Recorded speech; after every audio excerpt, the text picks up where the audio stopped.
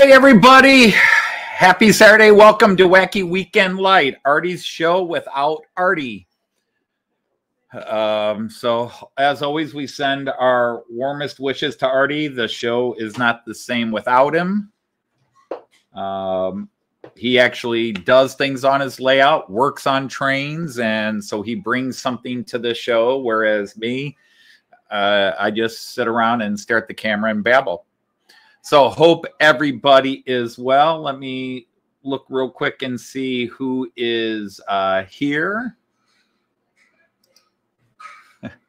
If I can find it. Oh, there it is. So we have Hot Dog Pilot Andy, Mom and Son Rail fans. Chris from the Valleys. Curly, Dwight Curly from Curly Express just popped in. And Dave from Scott Rails, welcome in. And I know I saw a few other folks were here. Attila Varga was in the background. Zantek was here earlier. Randall Ellison was here earlier as well.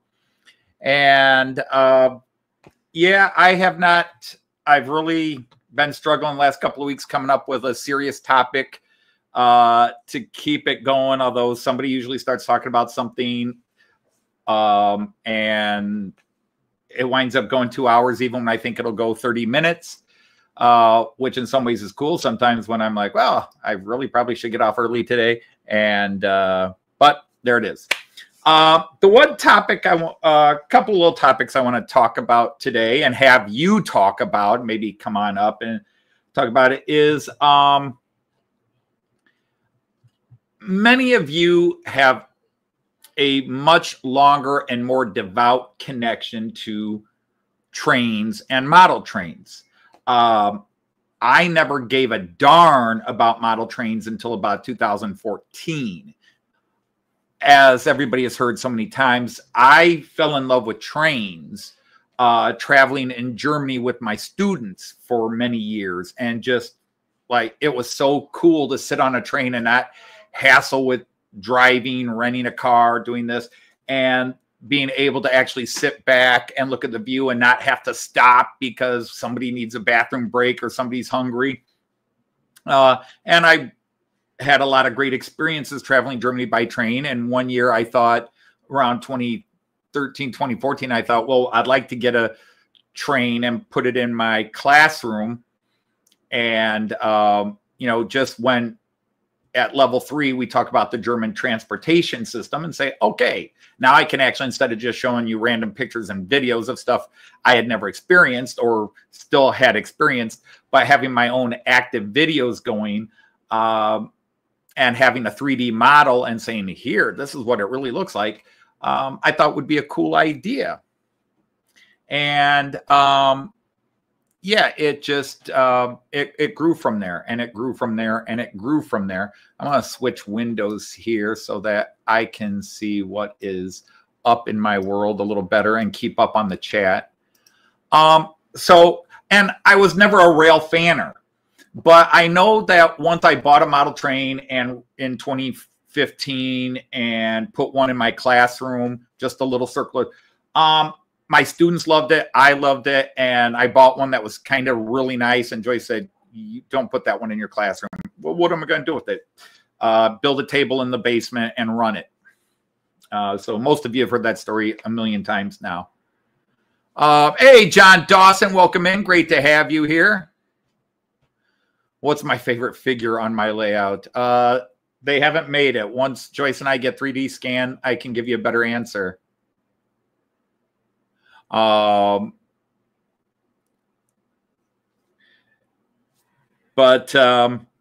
Anyhow, so I was never really a rail fanner, but I found that once I got into model trains, whenever Joyce and I travel in Germany,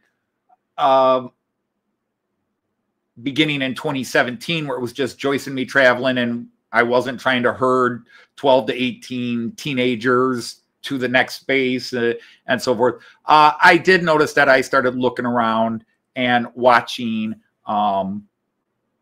trains, and it was just we'd get into a station, and if we had time, we'd kind of stand, look around, and look for certain trains.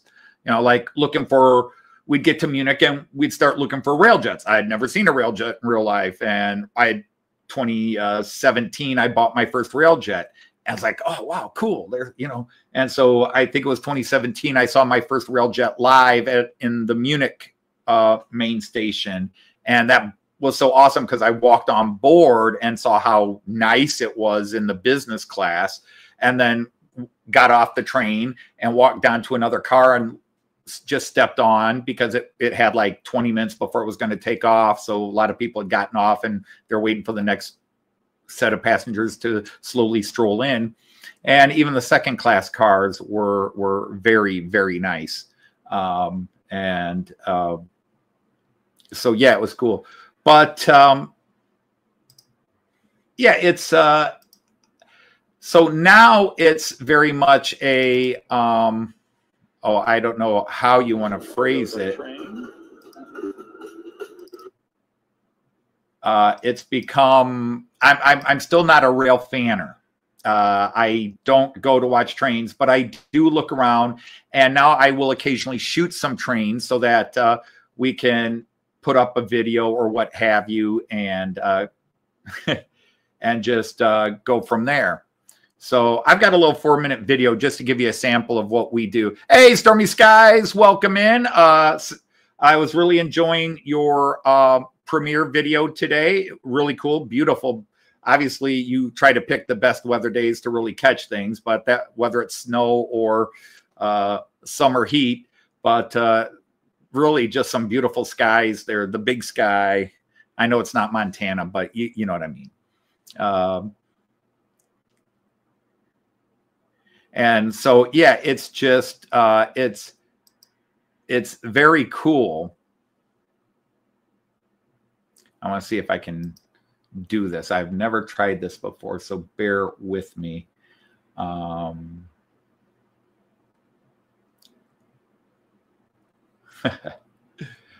didn't have time to set this up. And in case you don't know, 5 years ago, I injured my back fairly severely, and I've developed sciatica, and I managed to really mangle my back here, and it's not been fun. Oh, I don't want that one. I want this one. Oh, wait. No, I don't. And so sitting in this chair is not exactly a lot of fun right now, but I'll tough it out and muddle through as I have to. I'm just looking for a video file because I didn't know it was going to do it this way. Okay, I figured I couldn't do that. Ah, well. So I can't show the video I wanted to show anyhow because it's in a format that this low-budget version of StreamYard does not allow you to do. That's pretty lame. But maybe I can do it this way.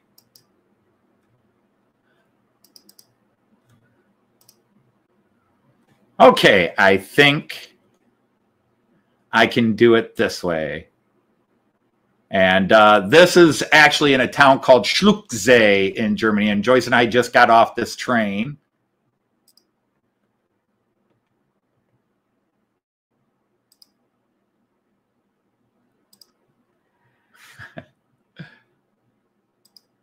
All right, which way are we going to do this? There we go. There goes our train. Joyce and I have just arrived in Schluchsee in what's called the Hochschwarzwald, the High Black Forest. So we are up in the middle of the hills. We're not in the highest point. The highest point is actually that way, a few dozen miles. But the local tourist guide really said the highest mountain, the Feldberg, and it's really not that. There's really nothing special up there, and the view's not that great. He said, "You come down here, you actually get a better experience, and it's not so." Yeah, Arty, I'm expecting to get a model of that train in the next couple of months. It's on pre-order, and I'm just waiting for it to come in. You're at work right now, so jumping in and out of chat. Floral model train they made here. Joyce took some pictures of it. Well, there's that. Hey, Monsville, how are you? By the way, are you hearing the video with this? Or are you hearing the audio with this? Or are you just seeing video? Because this was at a train station in the town of C-Gleis. Arty, for complicated reasons, cannot appear on camera right now. This is in the Black Forest and a Class 146 with a locomotive at the front and the back rather than a cab control car because they need it to push up the hills. Audio at reduced level. That's not a surprise because I think I have the audio set at reduced levels, but that's good too.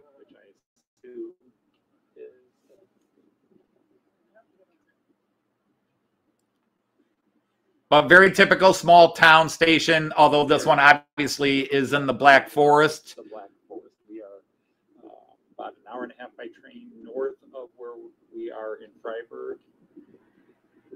And 40 miles. Oh, Tom, I'm sorry to hear that. To come here, so literally we are like dead center of the Black Forest.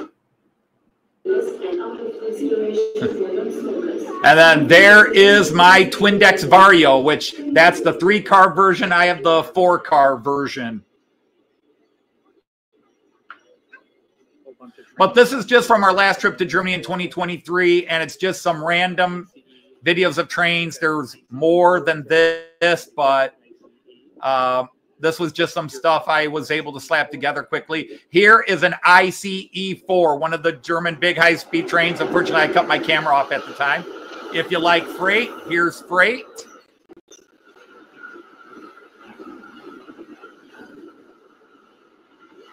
Well, there really is not a lot of difference, Attila, between German and Austrian rail stations. It's really more about age. Like Salzburg has a very new, modern central station.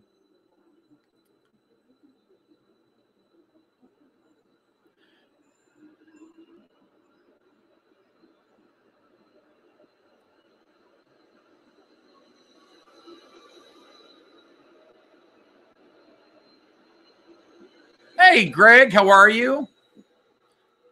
It's all right, Greg. We understand. It's not easy for you with the treatments you've been undergoing. Typing is hard to do. Oh, absolutely. At Hanover and, to be honest, Bremen. But Hanover is huge because Hanover is the major north, south, and east-west German rail line. Hanover is the main northern east-west route, the straightest east-west route, but it's also the main hub to go from north to south, or when you're coming up from the south to get to the north, to go to Bremen, Berlin, Hamburg, Bremen, Berlin, and all those. So that was just a real, I do little things like that where when we have a couple of minutes, I will film. And there's actually more, but it was just more Joyce and me talking while at a station, and I'm filming around the station. That's just where we had some trains. But I'm really not a big rail fanner. I'm just, but I like to see the trains that I've seen models of, if that makes sense. Now that tram was not as old as me, but it's probably dates back to the 70s, and I date back to the 60s, early 60s.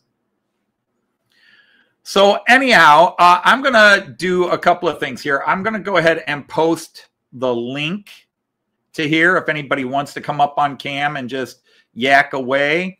I do have sort of another topic related to this, which is why I'm building it up this way. So I'm a model train guy that doesn't really rail fan, but now does do some rail fanning. Now where I go out and film and, try to catch these trains in their full glory, like, for example, Stormy Sky Productions do. But when I get to a train station and I have some time, I like to stop at the station and just look around and see what trains are there, different countries, different consists, trains I own, trains that I think look cool and maybe would own.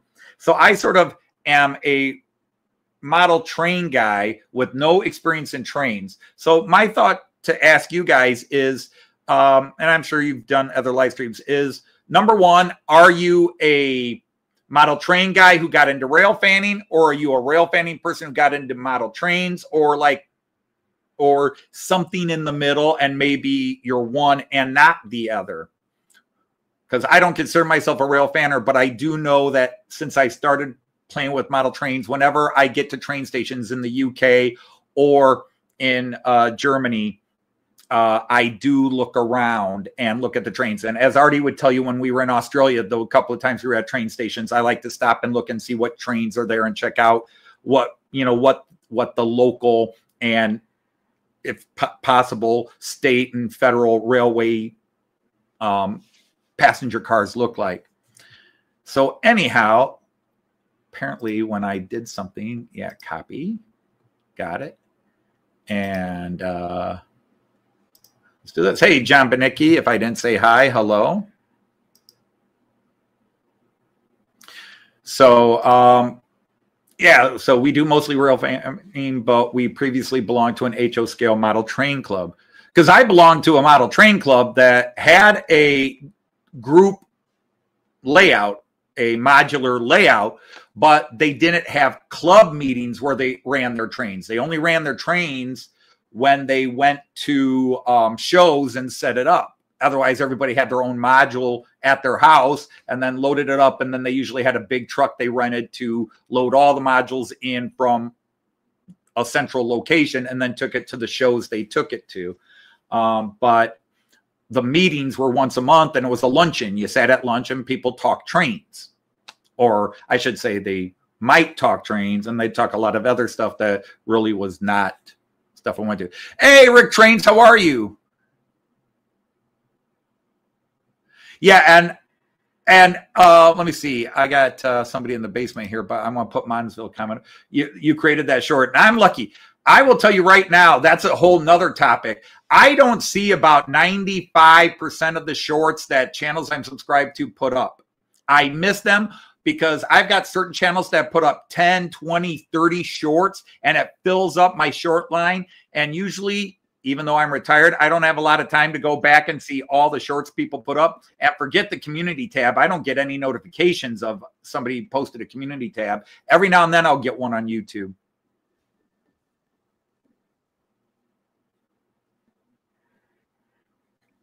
Hey, Anthony.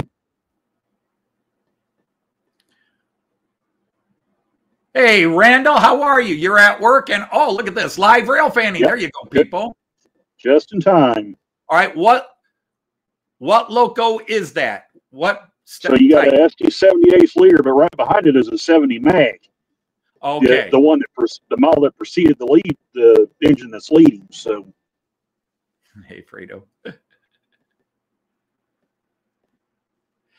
Yeah, and there are people that are subscribed to thousands of channels, and I am not subscribed to a quarter of the people who are subscribed to me, and that seems a little unfair and selfish, but I am always subscribed to a certain number of channels that I can fairly watch their videos.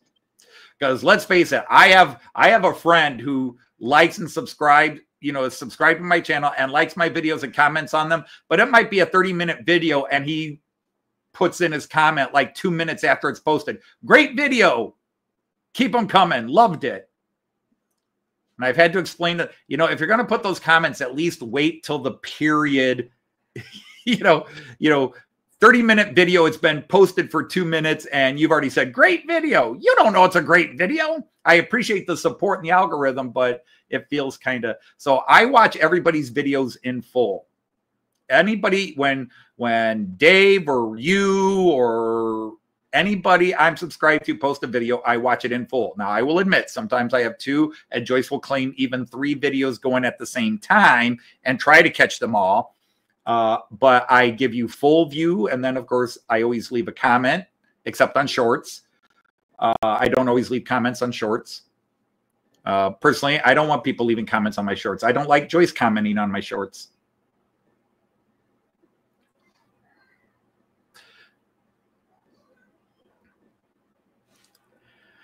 Yeah, and I understand that, Tom. Let me see. It's a big train and engine. Yeah, thanks, Attila. You know, I do try to learn because, see, I would have said, oh, that's a class 44, right? No, dummy. But Todd says, I don't have time to watch 30 and 60-minute videos. And in your case, where you still work and travel with your work and you're on the road a lot and you're not working even an 8-hour job, but a job where you might be gone from 7 till 7 to 8. Yeah, you don't have time to watch all those videos. And I appreciate that. Unfortunately, other than these Christmas catalog videos, most of my videos are 15 minutes to 45 minutes.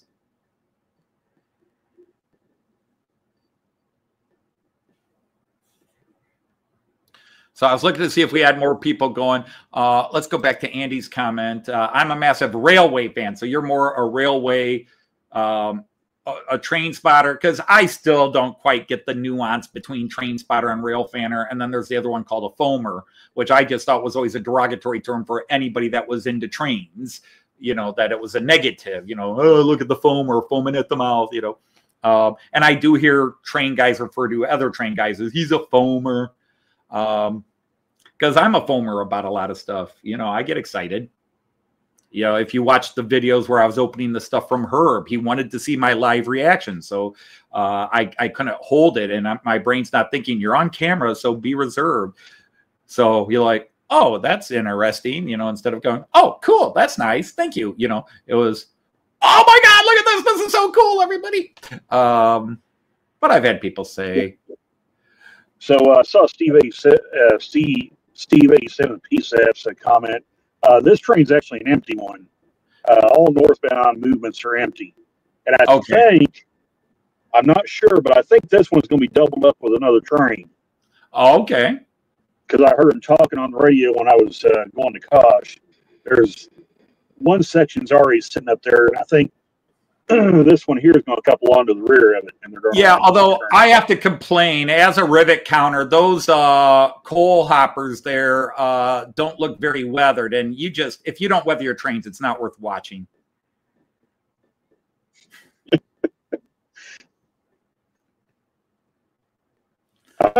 It's shocking for the amount of coal these things have hauled. They don't stay very dirty. I think it's probably because of the aluminum sides. And rain. and rain. Now in Germany, they have like the equivalent of train car washes. So like their ICEs and their newer trains will get washed. They have little sort of like you know, the same thing as like the cranes that you see container cars loading on, but they have water sprayers, and the trains will run under them as they're leaving for their daily runs. And if it hasn't rained in a couple of days in that region, they spray the trains as the trains are leaving and rinse them off. Yeah, they actually have spray bays for their locomotives here in the States too. They just don't use them all that much. There's the rear. Another 70 mag. My goodness. Hey, Southern Crosswell system, welcome in. One of the things that have turned me off about YouTube is the whole sub for sub thing. I would rather people not sub if they expect me to sub in return. Yeah, and that's a topic. I mean, there are some people who want to do that sub for sub. I'll sub to you, so you sub to me. And in a lot of cases, I don't have a problem with it because you can sub to as many people as you want. But for me, I only see the benefits of YouTube. I only see benefits. The negatives are things you can control other than connection problems or, you know, what have you. I was looking for friends. I was looking for community, people like Randall that I talk to a lot. We see each other in the live streams and they become friends. The people like Hot Dog Pilot Andy here, where I went over to the UK and met him and a whole bunch of others. And they're real life friends. So I would rather have, you know, 400 channels I'm subscribed to where I truly interact with them. Now, unfortunately, that means friends say, oh, do you know this channel? It's really good. Do you know that channel? It's really good. And I'll say, no, I don't. But that's a personal thing because of how I am. So there are channels I'm subscribed to. But if I subscribe to a channel, it's because I'm going to watch their videos. And so therefore, I'm not subscribed to 3, 4, 5,000 because you can't keep up with it all. Some people are subscribed to 1,000, 2,000, 3,000 channels. And they might watch one video from that channel. Like, okay, this month I'm going to watch Anthony, Dave, Randall, Steve, blah, blah, blah, blah. And speaking of which, hi, Steve. And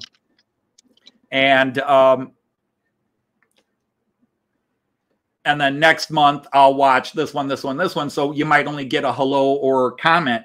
But in their mind, in the minds of some of these people, they're helping those channels. They're helping those channels. You know, they've got subscribers, but in the end, it's not really number of subscribers, it's view hours. So you're helping every channel a little bit, where I'm helping each channel I'm subscribed to a lot, I guess, if you want to put that. But even that's secondary. My goal is to know the people that make that and become friends. And if I've unsubscribed from channels because I feel like, well, they obviously don't want to have anything more than a thanks relationship.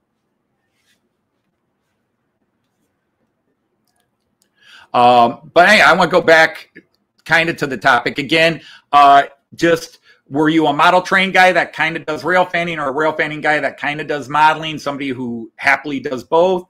Because I do find that interesting. And how many of you actually work in the model train industry? Because, like, just to give you a bizarre situation, I was an educator. I was a teacher. I hate using the word educator. I was a teacher. Teacher. That's the hard word. Educator is something the insecure call themselves to make themselves sound better. I'm an educator. No, I was a teacher. But anyhow, the last thing I wanted to do when I was done work for the day was do anything teaching related. Once I got my papers graded and any other teaching related stuff I had to do to finish off that day and get ready for the next day, I didn't even want to go out and drink with my fellow teachers, because when you get 3 teachers together, they talk about teaching. When my day was done, I wanted to talk about sports. I wanted to talk about travel. I wanted to talk about family and friends and stuff we did or saw. I didn't want to talk about teaching. So I always find it interesting that there are people in the railway occupation like you, Randall, who then love it and take it home and then play with trains. And yes, I said play with trains because we play with trains. I don't want to hear, I run my trains in a series. You're playing with trains. We play with them. They are toys, expensive toys, but so is a boat. So is a fishing rod. So is a hunting rifle. They are, in the end, we go out for entertainment with them. You're a truck modeler using trains to show your craft. Now that's a cool one, Steve. That's a cool way to come around it. Like I said, I was never into trains. 1969, age of 6, my father bought me a model train set, and I very, very rarely played with it when I was a kid. It wasn't interesting to me. I did have an uncle who was in the model, or not the model. He worked in the railway and then retired. And I guess he did have a model railway in his basement at his house, which maybe I saw once because he kept kids away from it. He was a great uncle, my Uncle Herb, not to be confused with the Herb I bought the train set for, but my Uncle Herb, great guy. And I should have known he was really into trains, because our local mall would have, Christmas time, would have all these guys bring in their model train sets and set them up around the center rotunda and fountain, and they would have a model train show down the halls and that, and it would go on for 2 weekends or 3 weekends before Christmas. And I will admit, I did like going to see what these people did, because at the time I was into war games and diorama building. So I just like to look at the modeling and how well they did their modeling. But I never looked at it, oh, cool, I want to do that when I'm older. And then Germany bought a model train and said, oh, crap, this is fun.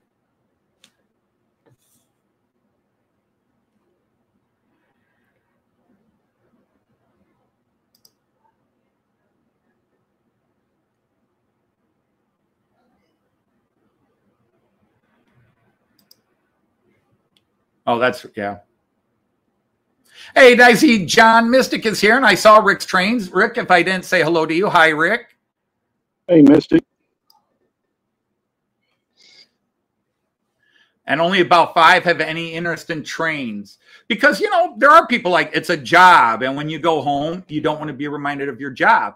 But it's a passion, and some people are lucky they get to work in something they love. So somebody who loves model trains and works in the train industry, or works in the train industry and loves it, and loves the trains and loves the history. Because let's face it, a love of model trains to some degree is a love of history, you know. You do, for example, as I have gotten into German trains, I have slowly found myself studying the history of the German railway. Someday, maybe I'll start learning the American railway. Randall's doing his best to teach me, but I'm not a great student. Oh, you're doing fine, Anthony.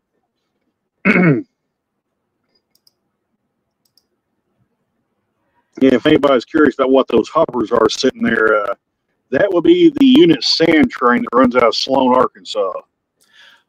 So, okay. And there's quite a process I was told about how those cars are loaded. So, all right. Good night, Steve. Thanks for popping in. So the train goes under the loading chute, and the sand it has to be forced through at high pressure to go inside the car. And I get, now this is how it was explained to me, but I guess it's superheated when they force it through the chute. And it makes the cars incredibly hot when they're loaded. I was told by one of the guys that runs this train that the cars will actually get so hot that if you were to touch it, it would burn the skin off your hands. Ooh. Hey, Michael McCarville, welcome in, sir. I haven't looked at your channel in a while. I need to, or your store at a while. I need to see any new buildings that I could use. Oh, got another train coming. I got to get back to building. I haven't worked on that in months now.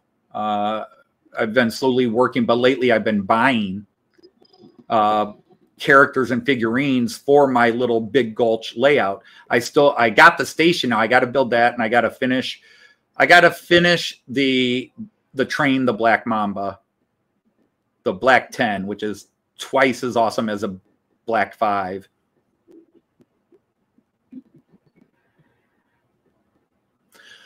But I got a comment here while we're watching the coal train go through. There's one with some graffiti that got whited out. Yeah.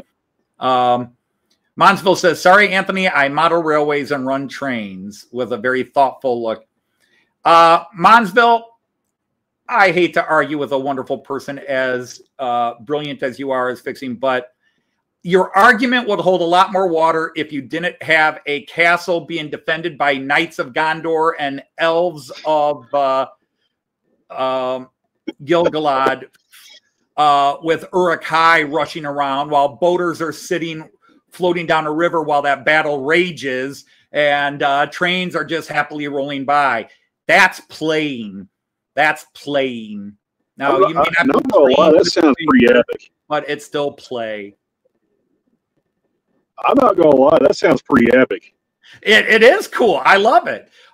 Even a couple of years ago when they had that British show, the Great Model Railway Challenge, and the one guy built the steampunk layout. I thought that was cool because, again, it's another way. It's another way to introduce people to say, you know, you can still have model trains and keep it in your world. You know, that it's another way to expand the model train world. And I remember Hornby released a steampunk train set. I don't know how well it sold. They certainly didn't expand it, so it must not have sold that well. But I mean, iron steam trains just fit into the steampunk world.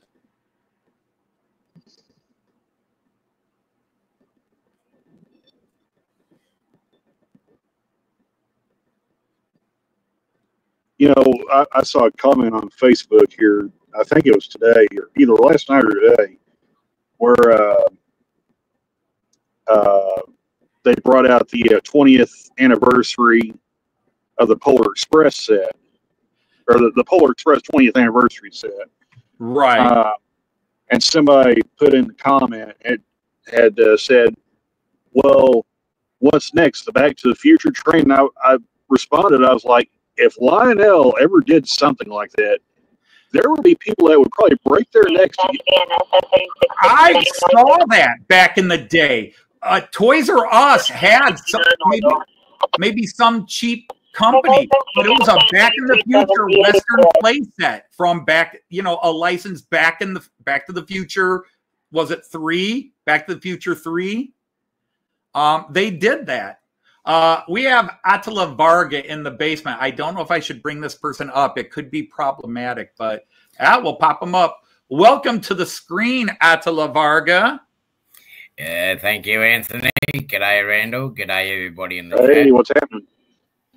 And there's that one. So this may be the second train to that. The one we saw a little bit ago was the first section. This one just passed is probably the second one. So there's a lot of stuff going on right now. So wait a minute! I recognize that voice. You can't fool me, you bastard! Yeah, I come from Wollongong. We all sound the same here.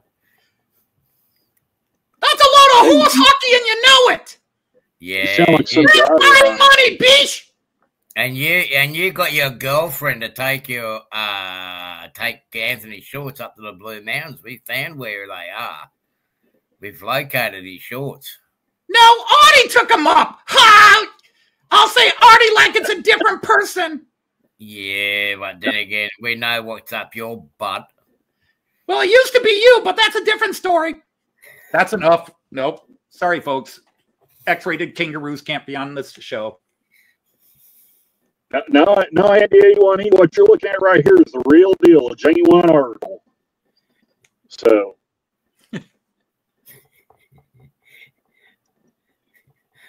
Oh, now Monsville. No, don't do that, Monsville. You got to know what Anthony's like and what this show's like. I mean, don't remove them. I love them. If you want to know the truth, that was why I went down and hit subscribe after I saw your first video. Oh, yeah. The first one I saw that came up. I was like, Lord of the Rings and trains. This is a person after my own heart. They were to a wider audience. There's people in my club that would probably love to see that. Oh, yeah. I do enjoy it, Monsville. So don't change it. That's you. That's your signature. Don't change your signature. Keep it, Monsville. Yeah. We just take a mickey out of each other. He's been hanging around before with Monsville. So you know what he's getting like now. Anthony's almost converted. But seriously, we have found your missing shorts, Anthony. All right, we're getting the radio interference there. Yeah, okay. Cool. Yeah. I got to be faster just for when that comes in. I don't want to hurt anybody's feelings there because I think they're awesome. That's why I love your channel. You've got those different layouts with different things happening. But that was cool. I mean, it's your decision. But now I'm going to feel guilty all day. Yeah, we just said it in a fun way. So don't take offense to it, buddy. Please don't change it. Don't change it at all, Monsville. I mean, you want to see the crazy things that Arty's got on his layout at the moment. You just don't want to see it. Andy, how can you send photos of what you can see live in Oxford? How can you send it? You can technically email it to me because you text and email it to me, and then I can upload it. If you text it, it's better than messaging me because if messages, it goes to my phone, and I'm not as savvy with StreamYard yet to figure out how to, it does say add a camera, but that wouldn't necessarily, I'd have to, well, actually, you could message it to me. I can upload it from my phone because I have the connection right here to upload stuff from my phone. So, yeah, you can send it to me, Messenger, whichever's easiest for you because you have both my email address and you have my messenger, so you can text it or email it to me and I can pop it up. I will say, well, at that stage, I don't think there's any harm. It's going to be degraded because sometimes SMS will degrade it. Yeah, and Andy, it is going to be a mystery. We did find the shorts up in the Blue Mountains, and there was a kangaroo that took off in a hurry when we actually were driving on this dirt track, and here's Anthony's shorts next to this gate and this power pole. How on earth it got from Port Kembla up to the Blue Mountains, which is like 60 miles away. How on earth it got up there, we don't know. We're still trying to figure it out, but we're going to work out this week how it got up there. It might have something to do with Skippy and Kendra. It's all about Arty. It's all about Arty. It's not about anything else. It's about Arty. Arty lives with the kangaroos. Arty knows the kangaroos. Me, I was just a one-time visitor. I just happened to have his ex-girlfriend here because, well, witness protection. But that's a different story. And anyhow, quickly on a different note, to all our friends, we do have some here from the UK, but we have a lot of friends in the UK, and the UK is basically being blitzed by a hurricane, not called a hurricane. There are several YouTubers that I'm friends with offline. I've sent emails to all of them asking how they're doing, and I have not received answers back from some of them, which of course makes you worried, but you don't want to jump to conclusions. All right, Tom says he's got to go. Take care. Yeah, prayers and thoughts to all those that are copping it up there, because, yeah, it's not nice. We've been seeing it here on our news here at the evenings, and it's not very good up there. So prayers and thoughts to everybody. Hopefully everybody's okay. In the meantime, we are cooking down here in beautiful Wollongong. We are cooking. Now we know what it feels like being a brisket and a barbecue on a slow cook. The other day we had a humidity up at close to 98-99%, and you can actually see the sea fog coming off and being sucked up into the mountain, into the valley. That's how wild weather is here. We've been having some wild storms at night too. Well, what makes me concerned is the Liverpool area, because like Everton, the Everton Stadium flooded badly. They had to cancel the game there. At least two of the people I know are within an hour or two of Liverpool. So RGJ got hit, you're saying. But now Jim from Hover Motion did post a video earlier today. He's in Manchester, but Lord Allen did not post his Advent video today. I have not seen him on any chats that I watch that I can pop in and watch Saturday. So that makes me just a little concerned because he's near the coast, near, he's in Wales, but he's just down the road. You can see Liverpool from one of the hills in his neighborhood. So, all right, we've had Xantec waiting in the basement. We're going to bring Mark up. Hello, Bugsy. How you doing? You all right? Well, we're fine. How are you doing over there in your storms?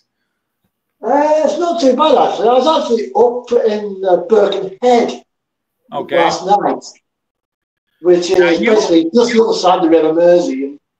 It was a little windy, but it wasn't overly concerning. Okay, not too bad for where you are. All right. Now, you realize you are 90 degrees turned. I don't know. Many smartphones are oriented like if you hold your phone. Yeah. Okay, so I've got the phone. Yeah, I've got the phone in a what's it box to try and give a landscape view of what I was doing earlier on. Okay. Now, this is a trick. I got it. Which is why there's no lights in. Hang on, Mark. Just when you go onto your phones for StreamYard or I forget what they call the smartphone version. It's Stream whatever.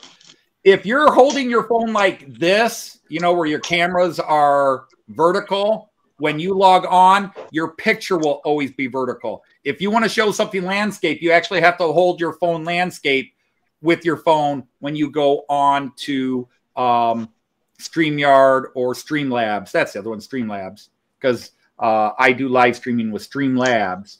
But yeah, if you're holding it like this when you log on, it stays with the portrait mode. If you want landscape, you gotta hold it like this when you log on. Oh, right, okay. Cool. And the thing is, I'm surprised that not a lot of people knew that, because every time I've explained that to somebody, they go, "Really?" Because I learned that by live streaming, like when I live streamed from our local train show. One time I was holding my phone like this and like, why? And it's like, oh, I earned it. And I ended it, turned it around, popped it back on. Okay, now I'm landscape. And then I did the stupid, I was at Miniature Wonderland in June and did a live stream from there.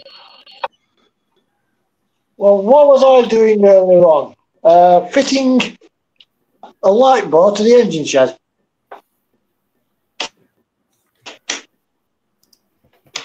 Not a lot of people know that, Andy.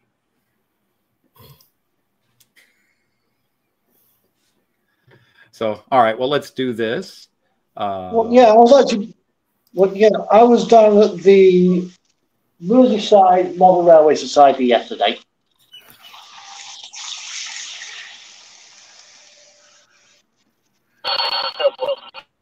I noticed one thing, though, Zantek, that the British terminology, Australian terminologies of clubs, we all call them societies. We seem to have the same or similar terminologies compared to the American clubs. Yeah, some call themselves clubs, some call themselves societies. Mm. You've actually got both. You both do the same thing.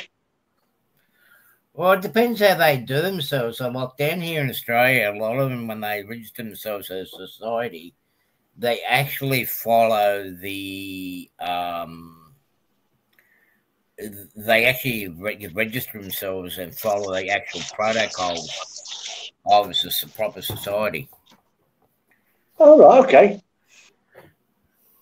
But, yeah, what I've actually done here, this light here is actually it's a light bar from a coach. Oh, okay. I just ripped the wires off it, soldered new wires on.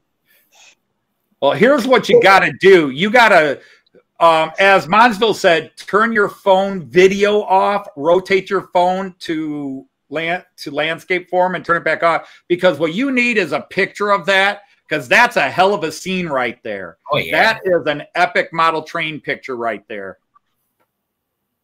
Whoop, you didn't have to turn the whole thing off, just video. Just quickly, Anthony, that train, oh God, that train that you showed earlier on in your video, what is it, DW Rail or whatever they call themselves? Say what? The yellow, the yellow. Yeah, that is a regional company. It's called Baden-Württemberg, and it's called Bewegt.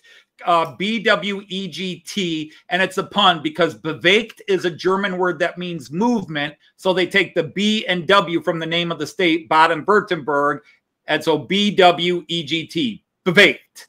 So movement for it's actually kind of clever if you think about it. Yeah. Now the question: do they run down close to the Austrian border or not? No, they stay within the state or to certain stations just across the border. So like some of them will run into, because Baden-Württemberg is the second biggest state in Germany. Bavaria is the largest, and then Baden-Württemberg is the second biggest. Okay. And so they are regional state trains. So they might go across the border. You might even get one that goes all the way to Munich, but usually they just go to stops. But like a couple of them, for example, go into France. But the minute it crosses borders, like into Switzerland and usually France, then Deutsche Bahn says, we'll handle that. We'll handle the cross border. Aha! And whatever he did, he's still sideways. Oh, bugger. Well, I went out, turned my bloody phone around, and went back in again, and it's still sideways. Uh-oh. Well, you might have to, there might be something on your phone to that you have to tell it landscape view as opposed to portrait. But anyhow, you're here. We're trying. It was a good... I'll mess around with it later. Well, yeah, these are actually 00 scale street lights for a car park.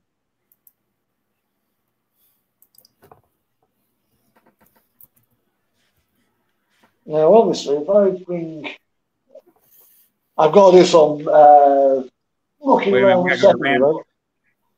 Uh-oh. Uh-oh, something's happening with Randall. He's busted. Busted. That was the DEA coming in. Yeah, busted the video, you know, by security videoing the railroad infrastructure. Excuse me, sir. Why are you loitering here? See, the problem is he's muted his mic. I don't know if he's muted us. In which case... He's probably told, get back to work. See, that's when I made my name on this show, when it was Arty's show, and he asked me, it was the first time I co-host, and I thought after the show I would never co-host again because Arty was out on site doing some live filming for some things, showing people around, and he asked me to stay live on channel to keep it open in case he lost signal. But of course, I can't just do that. I have to be who I am, which is a rather rude and crude person. And Arty at one point had a rent-a-cop, as we call them, hassling him. And I put an earbud in my ear and started doing it like a breaking newscast, like I was in the studio. Breaking news as Arty, and I just kept going on with it and on with it. And a lot of the people watching that night were in hysterics. And I thought for sure when Arty rewatched it and saw all the stunts I did, he was going to be like, "You son of a," and fire me that day. Instead, he asked me to be a permanent co-host. Oh, that sounds like fun then. Okay, I got Monsville says they are taking leave of us. You'll need to run some trades. I hope I didn't hurt your feelings, Monville. I really wasn't intending to. Like I said, I love what you do and I love your channel. Gotta take a road trip, Anthony. I would love it. But we're gonna go and play with some trains. Or what they say run. I play with my trains.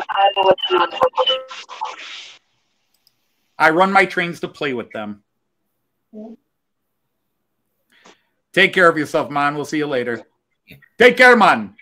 Take care, Mansville. Hey, man. Take care. Yeah, it's probably getting to him because it has been very, very hot for us here lately. Like I believe you got some photos from Arty the other day. Yep. Showing the sea fog that was being sucked in. Yeah, I got some photos from Arty, and I still have investigators looking into them. Yeah. Sorry, I turned my camera off, Anthony. I'm taking a bit of a road trip. Yeah, we saw somebody pull up to talk to you. Yeah. I was doing my best to get you in trouble. No, you're fine, Anthony. No, I just got right up here to the abandoned golf course to pick a crew up. Don't listen to him, officer. He's got 10 tons of cocaine in the back. Say it all. Amateur. The best one would have been, I would have been, oh, let me out of here. Let me out of here. Let me out of here. No, wait. Let me out of here. Let me out of here. Glad to hear you were here.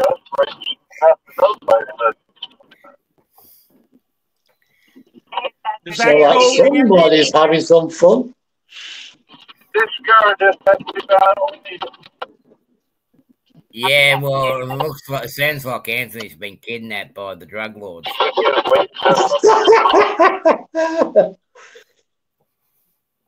He's been cartel.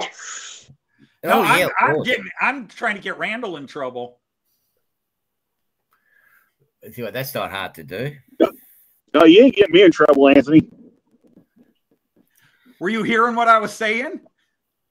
Well, I couldn't for the radio going off all the time. Right. So I just want the guy to walk up to your window again, and I'm going to be doing this. Let me out of here! Let me out of here! Yeah! Here, Randall, this ain't funny. Let me out! You'll have the SWAT team around there on him, Anthony. Step away from the car, sir. Since the police station's like 300 feet from the depot, that might be a bit of a problem. All right, thank you for stopping by for a little bit. Yeah, thanks, Louie. Well, at least they won't have to drive very far. They can run it. Yeah. They could be there literally like 2 seconds.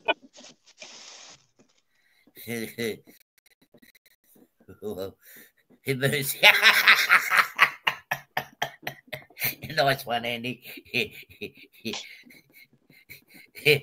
That's the bribe he pays them off with. Now, see, that goes back. Wow. Apparently, I've chased off half our audience already. Well, what can I say? We had 21 people in here. We had 21 people at one point. We're down to 11. Oh, okay. Yeah, if everything goes all right, Arty should be back on probably within a week or two.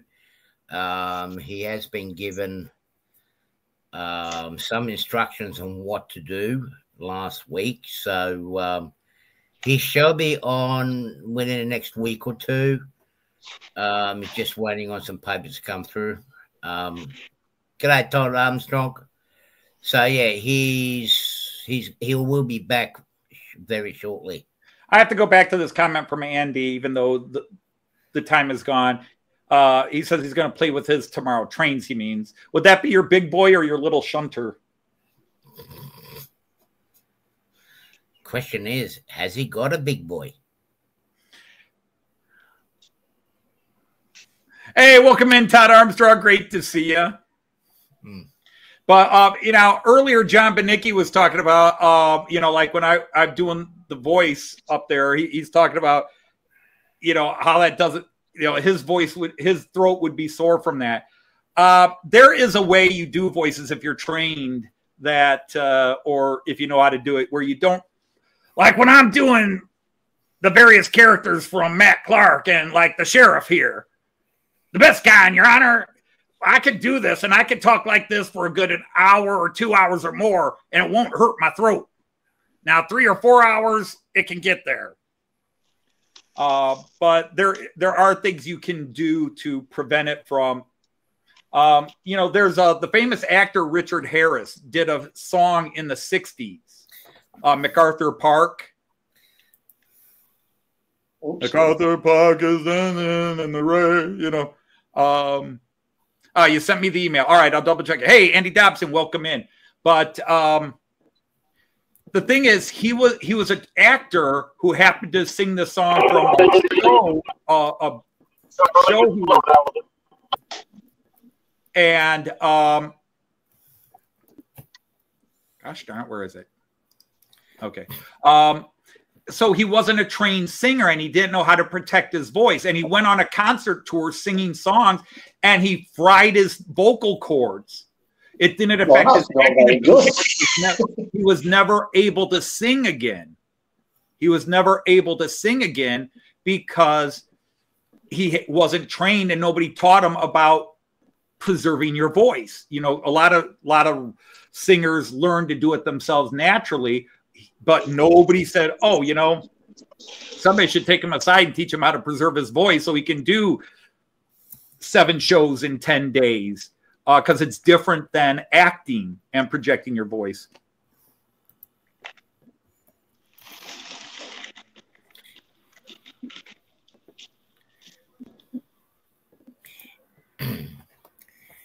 Yeah. Well, we're into the show already.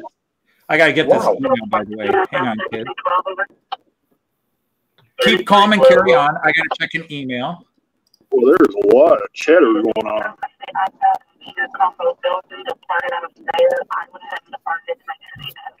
Sounds like you're having fun, Randall. Yep. He's actually working in the train yard.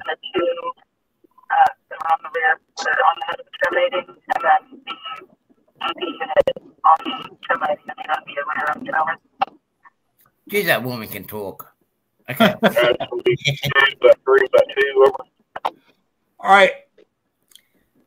Andy81E, if you sent it, I have not received it yet. I'll double check and see if maybe it came in via, nope, it didn't come in. So you sent me an email. Yeah, I have not received it yet. So I don't know if it's being diverted around that storm. It's been held up in traffic. Well, it is coming from the UK and it is an email, which means it's going to be delayed. Yeah, it's probably taken. My apologies to all my friends, and I do have a few that work in. The Royal Mail's got anything to do with it. Yeah, it'll be work in the Royal Mail. My apologies to those who work in the Royal Mail for that very insensitive joke. It's true, though. That's the thing. It's true. I don't know. I watch you guys in the UK, and there are channels that do mail calls, and they're like, I ordered this morning from Rails of Sheffield, and it arrived this afternoon. What? How does that happen? How? Yeah, how's that happen? That's because you live right next door to Rails of Sheffield. That's the way mail used to be here in Australia too. If it's nearby, oh, there it is. It just arrived. Hang on, kid. Well, no, you can talk. I still got to get this photo. Yeah. I mean, once upon a time, used to post something in the morning, you're getting in the evening, but not anymore. The normal mail where they're cutting it down to 4 times a week or down to 3 times a week now here in Australia in some parts, and that's in the city. What's the mail like if you live out in the boonies? 3 times a week.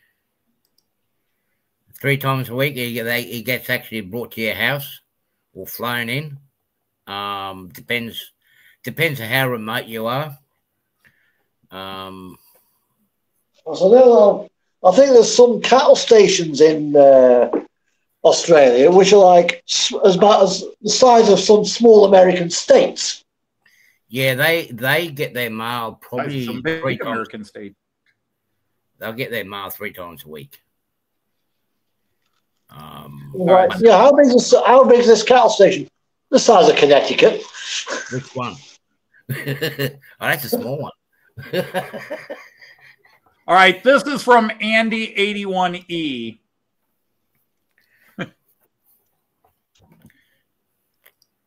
That is from Andy81E. That's his view right pretty. Now. That's pretty. That's cool, Andy. He actually sent me a picture like this from one of my live streams where he was just sitting back watching one of my live streams. Cool. Cool. That is really pretty. Notice only one of us is brave enough to be on screen because out of the 4, only one of us is not being sought after by the police or Interpol. Or both. Oh, it's only got one bloody camera. I mean, Interpol is police. Different branch. One of these things is not like that's Americans. How many Americans would know that song? Oh, we know that. And now we're down to 8 viewers. I'm just keeping them riveted today.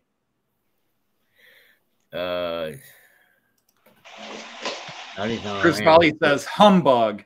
Humbug? All right, Scrooge. Or were you trying to say Hamburg and hiccuped? That was the police chase. Yeah, once you get on the Interpol's list, that's it. You've had it. Arty's on the North Pole? Yeah, most probably. Yeah, he'd be sliding up and down the pole, yeah. Yeah, we won't go to that subject. Yeah. Arty's getting ready for the sleigh ride. He's filling in for Donner this year, who's out with a leg injury. This train here is probably one that will really, really, really upset the fun police. Okay, let's see. It's just coming around now. Coming around through the station. Any minute now, it'll be coming through. The Christmas train got onto YouTube. No, it's not the Christmas train. Actually, you have. Oh, there it is. A DC direct current. This is Japanese 3-foot-6 gauge locomotive. I'm seeing a Caledonian Sleeper. The Caledonian Sleeper. Why not? Why not? Why not? Yeah, exactly. Yeah, speaking of Christmas and trades, I wrote a Christmas train parody 3 years ago, taking the song from, I think it's Sound of Music. These are a few of my favorite things, and made it all about trains. And Joyce sang it. And considering how hard it is to sing and her asthma, I had to give her props for that. She got through it. You could listen to her and you could hear her running out of breath. Like 5s and 8-4s.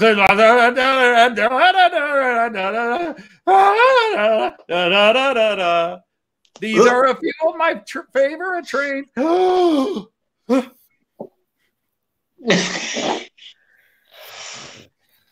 It's a wonder that poor woman's still alive with what you put her through. Yeah, our most recent song actually now has the 3rd most likes of any song we've ever released, which I find interesting.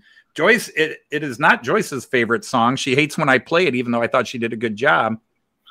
We took the old Eurythmics song, Love is a Stranger, and turned it into Trains Are a Danger. And that got the 3rd most likes of any video we've ever done.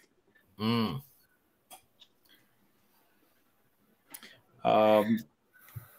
Number 1 is Digital Killed the Analog Guy.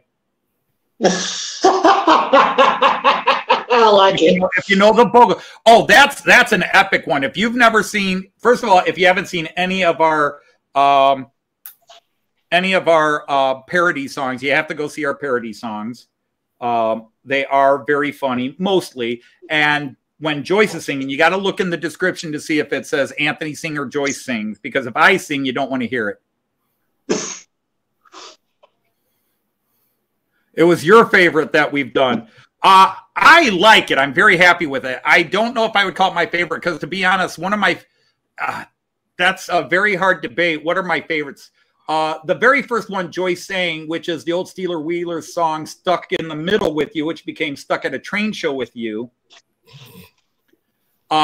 is epic. She did a brilliant job on that. And then Digital Killed the Analog Guy. And then I have a couple of favorites. Obviously, I can do some other. One of my favorites she did is the Jack Smith Raconteur song, Steady As They Go, and it became Steady As They Roll. She did the Beatles' Happiness is a Warm Gun, which became Happiness is a New Train. That's awesome. She did U2's I Still Haven't Found What I'm Looking For. I Still Haven't Found Trains I'm Looking For. That's an epic one. And her version of the indie rock band, let's see, Michael Stipe and that. Oh my God, what's their name? Oh crap, I can't remember their name, but their song Losing My Religion. Chris, yeah. You know that Losing My Religion came on. We did it Losing My Train Mojo. Yeah, the band actually, I think that's REM. REM, yeah, that's it. Yeah. I only have all their albums, so I just had one of those little mental farts, brain farts. And yep, the very first video ever played on MTV was Video Killed the Radio Star, because it was the most appropriate for the first. And the thing is, everybody says, oh, MTV was the first, video bit. And no, it wasn't. It wasn't the first. It was the first 24 7 video bit, but Showtime had Showtime Take 5, which was the first show to consistently play music videos. And then we can argue night and day of what was the first official music video, because you have to set the parameters. Because in reality, the first music video was the Beatles when they did Rain, their song Rain, and Paperback Writer. They filmed them on the same day. And they were done for exactly what videos were done to do, which was, instead of you showing live up on a show and having to perform over and over, you made a video and you sent the video. And they made those videos to show on the Ed Sullivan show. But people argue, oh, the Monkees TV show was really just one big music video. But it was a TV show, and there were other TV shows before that that had musical interludes. If you say a music video was something where the group did it to promote the song, in lieu of having to go on every radio station and perform, they could make a video and have it seen everywhere. Then Rain, Paperback Writer were the first 2 music videos. He looks like brains on Quaaludes. Trevor Horn. And the lead singer produced the Yes album. Yeah, Trevor Horn, because Trevor Horn was the lead singer for Yes for a very brief period of time, about 1.5 years. They came in, and I think it was Tormato they did, and then the band decided to break up, and then 1.5 years later they got back together, because the album 90125, that album was actually most of those songs were written by Trevor Rabin, but he had a couple of guys from Yes working with him, and then they said, well, let's call in these guys who also happen to be former members of Yes, and they said, oh, let's just make it a Yes album. But really, almost all those songs were written by Trevor Rabin, and then John Anderson and Chris Squire changed a couple of lyrics or little bits of how the instrumentation should go. But it was actually originally a Trevor Rabin solo album. And in fact, he released his demos of those songs, and he called it 90124. He named the album 90124, meaning it's before 90125, his original version of Owner of a Lonely Heart. And speaking of Owner of a Lonely Heart, here's a great story. I wonder if, I'm sure Chris probably knows this, but one of the lines that John Anderson changed in Owner of a Lonely Heart, the first song released off that album that made that album so huge as a comeback album for Yes, there was a different line, and John Anderson said, change it to "Watch him now, the eagle in the sky, how he does it or how he dances, one and only." And Trevor Rabin hated that song, hated that line. He liked the original line, whatever it was. He hated that line. So when Trevor Rabin was helping Trevor Horn produce, finish the song, finish editing the song, if you listen to Owner of a Lonely Heart, you'll hear a gunshot right after he says, "Watch him now, the eagle in the sky." How he does it. They're shooting the eagle. It was Trevor Rabin's editorial footnote in the song about John Anderson changing the lyric.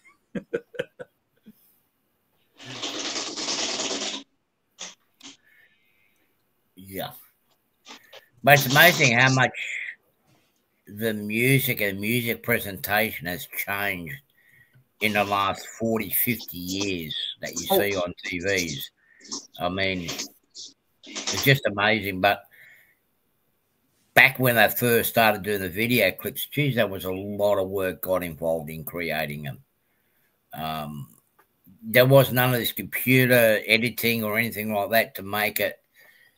Yeah, I agree. The technology today allows people to not have to work as hard. Now, again, is that a good or a bad thing? To me, the worst thing about video is it did two things. there are many people, especially in the early days. There was a band, an American band from the West Coast called Romeo Boy, and they did some great songs and great music, but they could never get enough radio play because the record executive said the lead singer, and I forget her name, was too fat. She wasn't sexy and skinny enough. So all of a sudden, appearance became too important. But then that also transformed that, although you had glam rock and you had Kiss, where you had the people, and David Bowie, which really was glam rock, where they got into the artistic, outrageous appearance. It then became how outrageous could you look in lieu of musical talent, where at least David Bowie, there was brilliant music behind it. Kiss, I'll argue whether they were that good. They clearly were successful. They clearly made a fortune, but they have a couple of good rockers. But overall, I think as a musical band, I think they're highly overrated. I don't think any of them, maybe Ace Frehley on guitar is a quality musician, but the rest of them were, good enough to record, but they're not going to be remembered up there with an Eddie Van Halen or an Eric Clapton or somebody like that. They had their, but now it became, you have the Lady Gagas and that where it's all about how outrageous or outlandish can you be. Hey, Leo. All right, yeah. Lee, hi, how are you, Ian? Well, I've got to say one of the best bands, one of the best famous international bands from Australia was AC/DC. Absolutely. Now, they did a fantastic performance, and they just did a reunion tour here in Australia. I think it was last year. Well, they're getting on, but they still got it. They still got it. They do. I mean, and they've had their tragedies. And let's face it, Bon Scott was AC/DC originally. Yeah. And then he dies tragically and sadly. And then they bring in Brian Johnson. They have even more fame and success than they had with Bon Scott. And the best thing I will say about AC/DC fans, or the majority, is nobody argues over Bon Scott was better than Brian Johnson or Brian Johnson. No. It's a band, because in the end, it was the young family driving force. So whoever's singing is great. But yeah, Bon Scott had his personality and definitely was a face for the band. Of course, it's really funny to see Bon Scott before he joined AC/DC, when he was very much a pop star. He was like a solo boy band guy. He was very much he was a David Cassidy type dude, a Mike, he was very much the sort of trying to be the heartthrob pop star. And then he becomes the badass rock and roller. Hey, Raymond Anthony, welcome in here. Well, when I'm doing a show, Raymond, you never miss anything.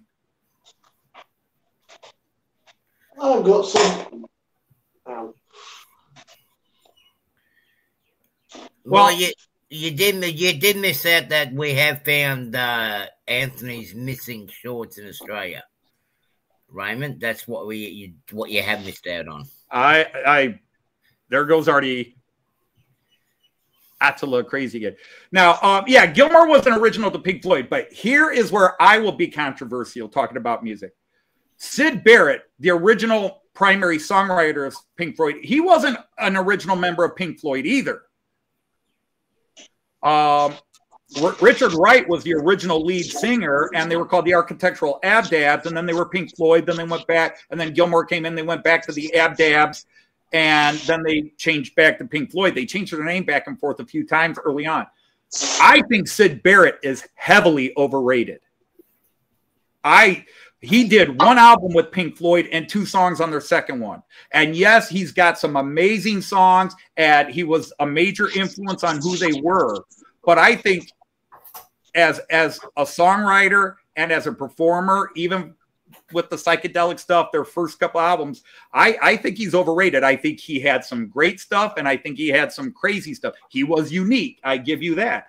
But he was doing so much acid, and his story is a tragedy, and his story made Pink Floyd, because there's not a Pink Floyd album after Syd Barrett that isn't somehow related to Syd Barrett, because yes, now all the guys in Pink Floyd love Syd Barrett because he was their driving force. But I think the stuff they did after Syd was a wonderful growth pattern. Now, once you get to The Wall, I think The Wall is very pretentious. Some great songs in it, including my favorite Pink Floyd song of all, Comfortably Numb, along with Wish You Were Here and Fearless, my 3 favorite Pink Floyd songs.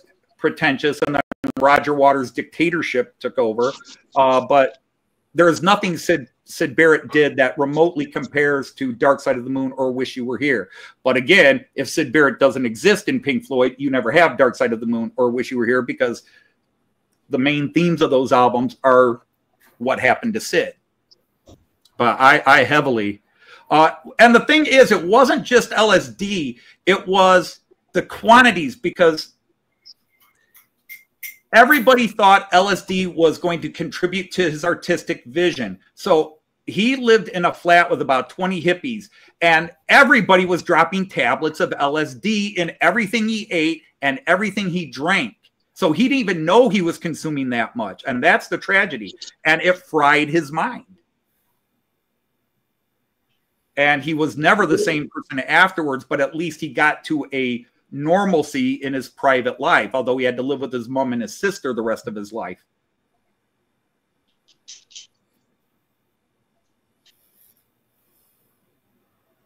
But Gilmour's guitar playing is great.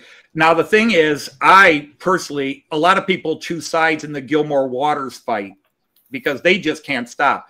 And early on, I was on Gilmour's side because Roger Waters was a dictator. But in the last 20 years, 25 years, I've almost switched to the Waters side because Gilmour has just been a prick for the last 25 years. But Waters is still a prick. So now to me, they're just equally jerks.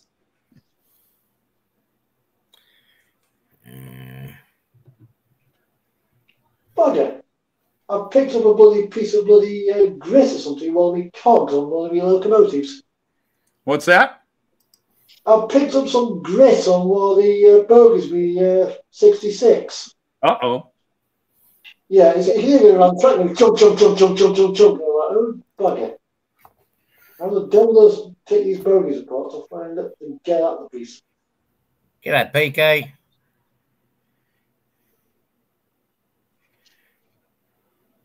I always love the story about Susie Q, how she got into the music industry.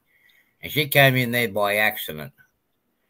They were actually looking for someone. They can actually had they were looking for a female that knew how to scream, but be able to sing and understand what they are singing. And that's how Susie Quattro ended up getting discovered. And she's still going about the traps too. She was down here at Berry just before Anthony and Joyce turned up here. Chased her off. Is that what you're trying to say, Arty? We chased her off? Yeah. Hey, welcome in, PK and W. Yeah, for some reason, a lot of my streams always turn into talk about music. I don't know why, it just goes there.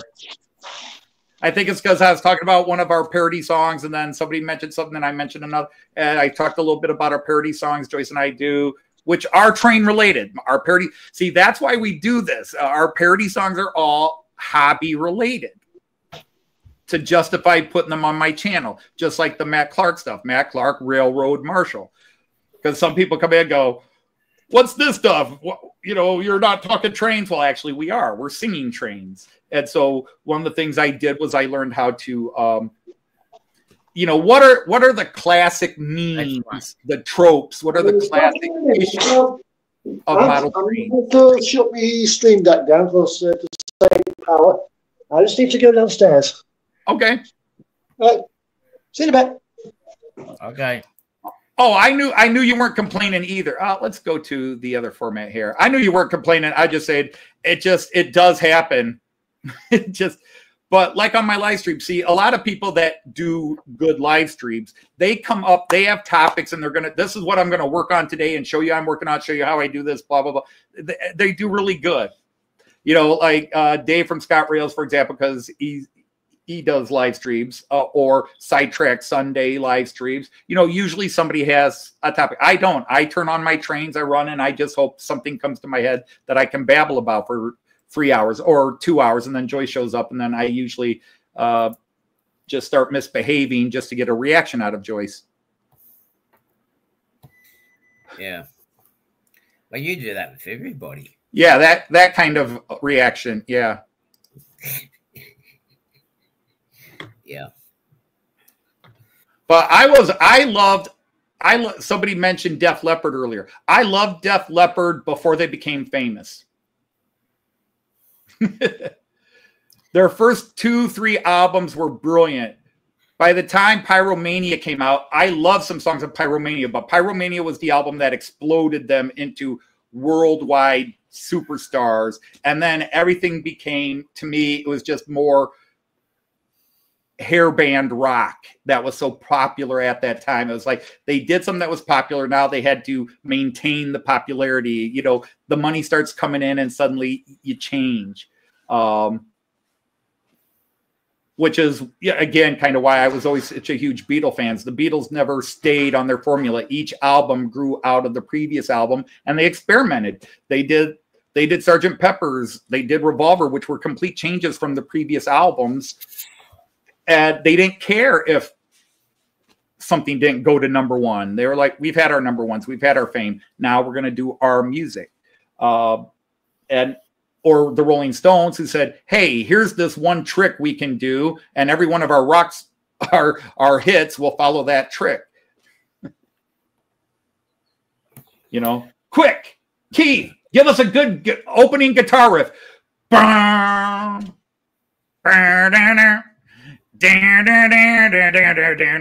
Okay, we got a song with that. All right, Keith, you got another one. Yeah, okay, great, we got a hit song. And it's like he changes one note somewhere. Next song. Now, mind you, I love that. I love Jumpin' Jack Flash and Street Fighting Man. But if you listen to the guitar riffs, they're really only slightly different from each other. And all the way up to Start Me Up. Anymore, they're just pathetic. PK, Anthony doesn't play music. He plays with music. No, I can't play an instrument. I certainly can't sing. I grew up in a family of musically gifted people, and I was the adopted oddball. I grew up exposed to all music and music education, and when somebody talked about a music I didn't know, like I did with everything else, I studied it. Joyce is musically trained. So when I'm recording parodies with Joyce, she'll start talking about why she can't do the song, and I'm just singing. No, it's not the right pitch. I can't get to that pitch. I can't, you know, that's the wrong octave for me. I sing this kind of alto, and this requires this kind of a soprano. And I mean, I understand what the different voices are, but she knows all this technical terminology that I don't get.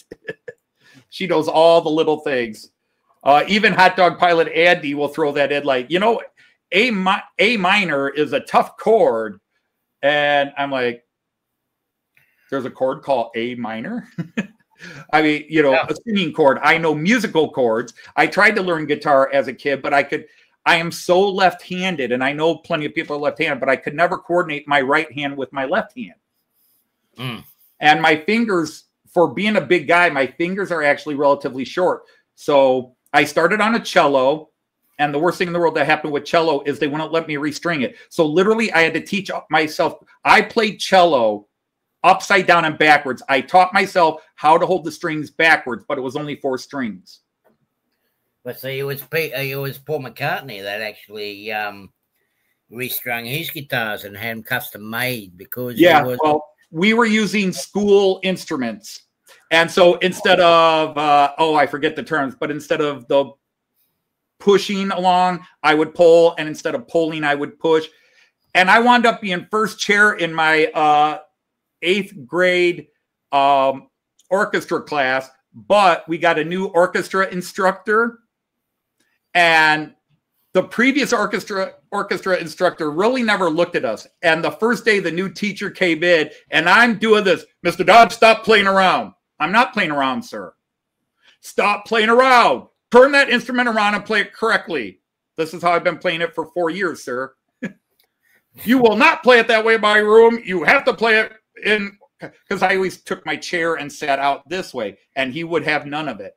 He was not going to let me play it left-handed. And I never progressed to a guitar. I always wanted a guitar, couldn't afford one. My mom, dad never bought one, but my dad could sing. My mom could sing. My sisters all had nice singing voices and played instruments all the way through school.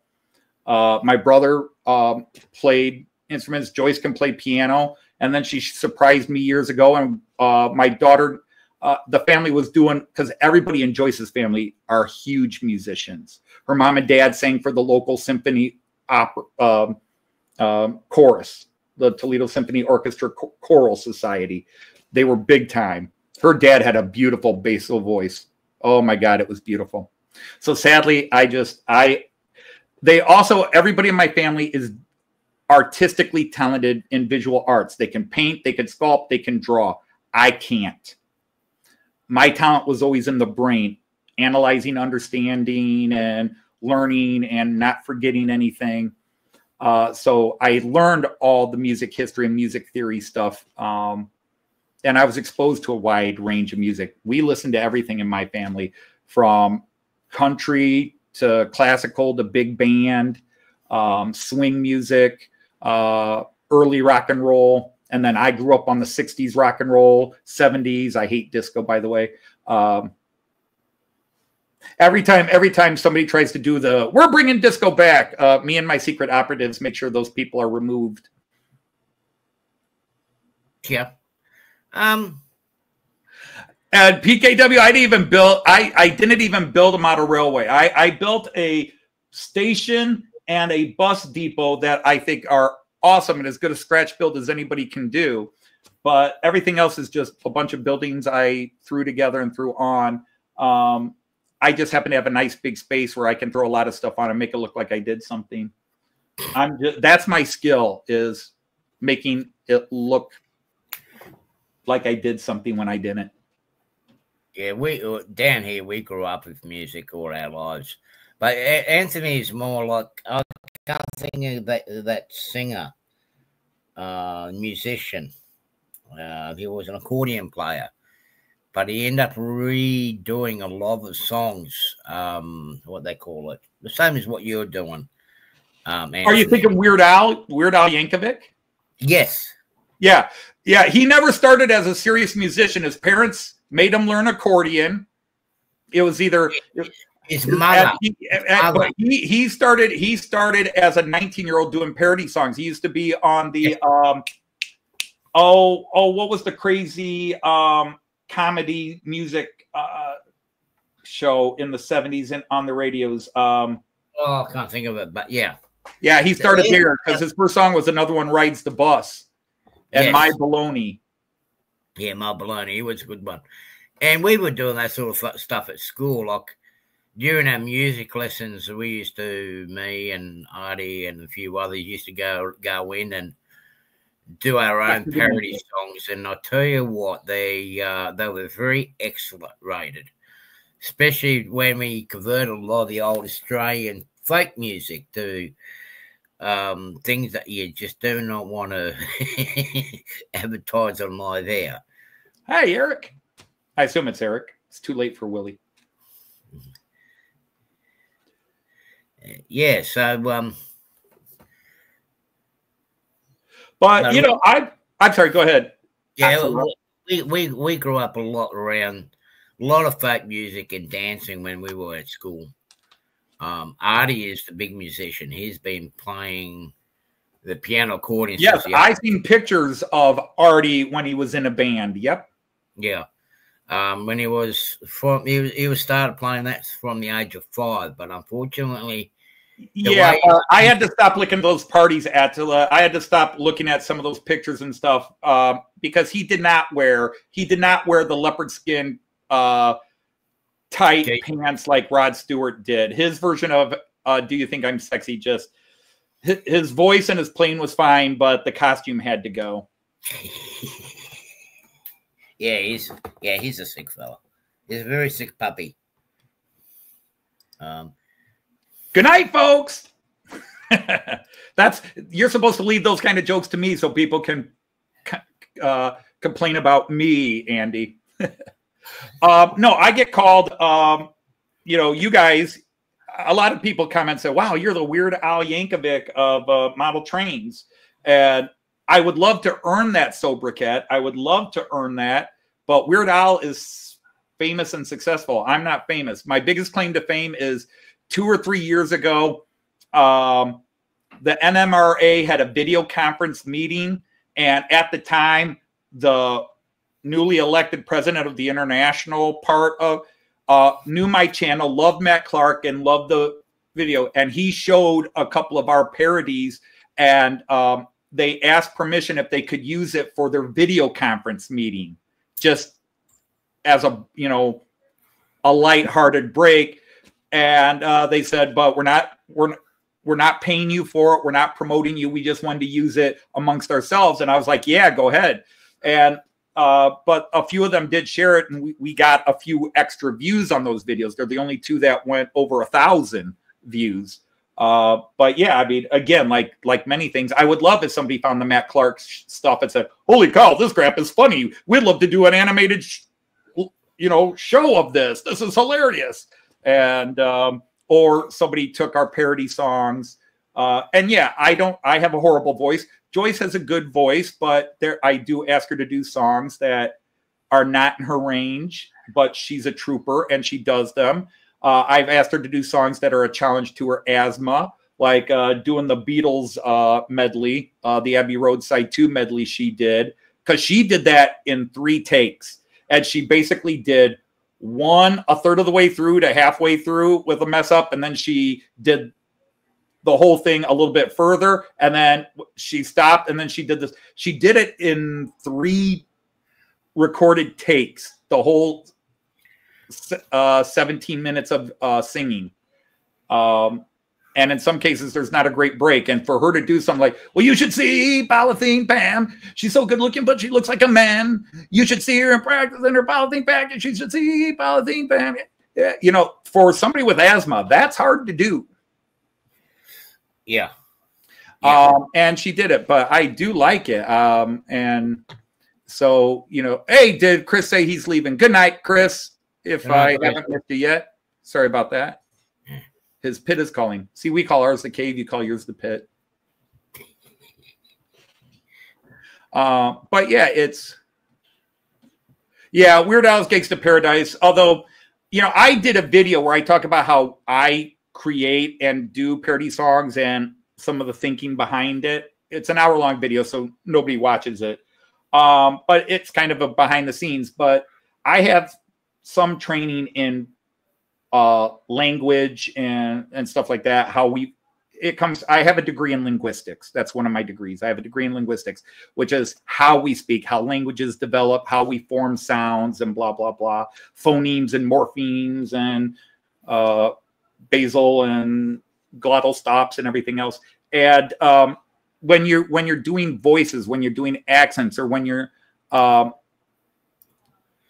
and the thing that makes Weird Al amazing is that when he does a parody, he doesn't just write silly lyrics for the song.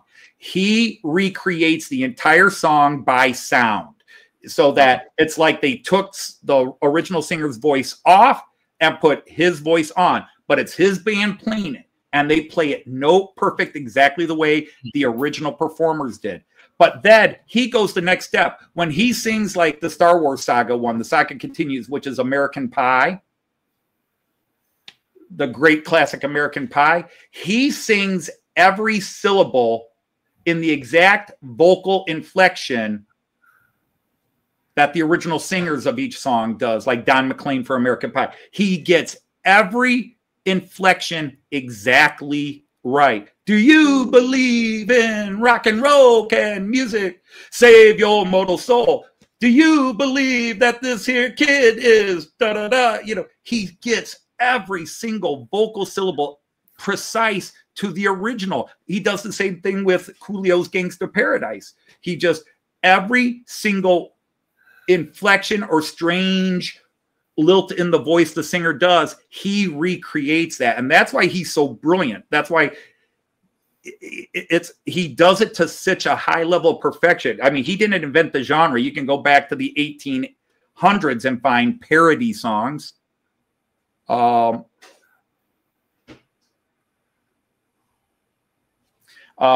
because I mean, all of them. I love, for example, I love Bob, his song Bob, which is Subterranean Homesick Blues. But they're all palindromes. But again, he sounds just like Bob Dylan. Teacher, I need some glue. I've heard that Arty's been taking yodel classes. He's been learning how to yodel. Yodel. He's been taking yodel classes. Interesting. Yeah. Yeah. Yodel-a-hee-hoo. Yeah. And tell you what, there's been complaints about his yodeling. Hey, who's stabbing a cat?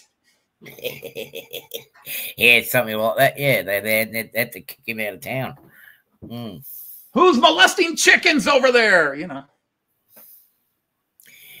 Yeah, there's no chickens, no cats to be found anymore. You scared them all off from his yodeling. Because I've had people, both in a positive way and a negative way, suggest that I take all the comedy stuff and do my, quote, serious train channel and then throw your comedy stuff on another channel. The problem is I'd probably spend more time on the comedy channel than I do on the train channel. What was I going to say? Psychedelic yodel. I do know a guy, well, I used to know a guy up not far from you. But Hot Dog Andy Pilot, you've now angered me. Because I'm sitting here going, what would psychedelic yodeling sound like? And my brain is trying to make it work right now. Because I'm like, that would be freaking funny. One pill makes you larger. One pill makes you small. And the ones that mother gives you. Yeah, we're talking about Mac Clark series. Put that into animation. What would psychedelic yodeling sound like? I don't know. It'd be interesting. It'd be interesting. Andy will have to demonstrate during his show tonight or tomorrow morning his time. Because that's the other thing. Somebody's talking about, sorry, Don Walser, the yodeling cowboy. Yep. But there's cowboy yodeling, then there's old Germanic folk music yodeling. When I'm calling you. Yeah. Yeah. Yeah. But psychedelic yodeling. My brain's going to be working on that now. God. Oh, there was that girl. I can't think of her name. Because it would be hilarious if you can pull it off. I'm like trying to do Inagata Davida. Yeah. Inagata Davida, oh, darling. No. Oh, God. See, now my brain is just going to work on it. Damn, Randy. I didn't need that before I went to bed. Joyce is going to make me sleep on the couch tonight. Yeah, the one downstairs there in the basement. Oh, you call it? Oh, you call throwing up psychedelic yodeling? I didn't know that was. We call it the Technicolor yawn. Yeah. I didn't know psychedelic yodel was a slang for vomiting. My apologies. I didn't know that. But still, damn you, because either way, you got my brain working in that vein because I took it literally. I'm just trying to find it. But yeah, just I'm just going to try to find the band. Pavement Pizza. That one I knew. Blowing chunks, of course. Oh, God. Now we're just going to end the show odd. Euphemisms for vomit.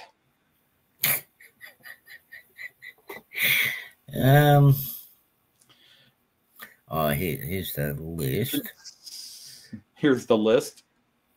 Yeah, I'm just trying to find that that female yodeler. Ah. Wait, what list are you going through? Your little black book? Yeah. Wait, which one was the yodeler? The female yodeler? Just to give you a warning, Arty, her name was Lola. Lola? No. You met her at a club down in Old Soho. Hey, Randall is on camera. Hi, Randall. I see flashing blue lights behind you. Is that the cops? The group's called, it's actually a family group. Randall, if you can hear me, we can't hear you. Hold on now. All right. So what I was saying was that's literally a funeral museum behind me is what you're seeing. They've got their little Christmas thing going. Wait a minute. What kind of a museum? It's a funeral museum. A funeral museum. And they've got that a Christmas. That is not a joke. That is literally what this place is behind me. Okay. That was not on my bingo list at all today. A funeral home, a funeral museum Christmas display. Yeah. What? They got little caskets for the elves and Santa in a big casket. And... there's a skeleton hanging in the window in a Santa suit. Why not? You can actually look through the window and see the casket in there. You got to have a sense of humor. That's all I'm going to say. Oh, this has gotten wild in the last year. All right, so. I'm now challenging you, Randall. You now have to, when you have time, if you're in the area and you have time, when it's open, you have to give us a tour of a funeral museum on your channel. I don't care if it's not train related, because I would so be there and making a video. I would rather wait on the next and let the next train run over me than to go into that place. No, I'm going. Randall, Anthony will be dying to come down to there to see the museum. I tell you, dying to get in. Folks are dying to get into the funeral museum. Oh, my. The guys here at the railroad have been trying to get me to go inside that place. And I said, I am not going in that place.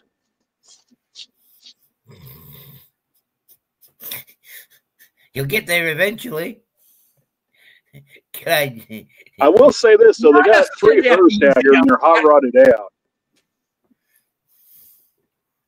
I don't know. Maybe that's just it. I want to die in a way that my funeral would have to be remembered in a funeral museum.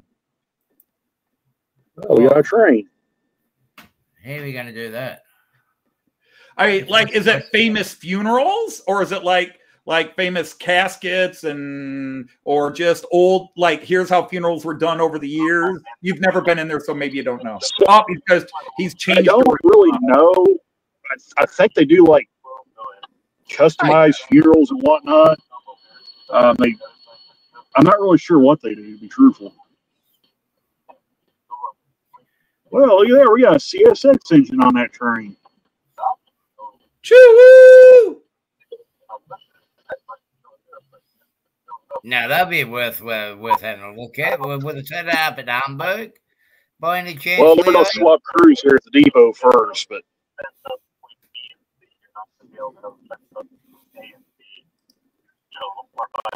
I will tell you, Ian, they have a couple of those in Hamburg. They have museums for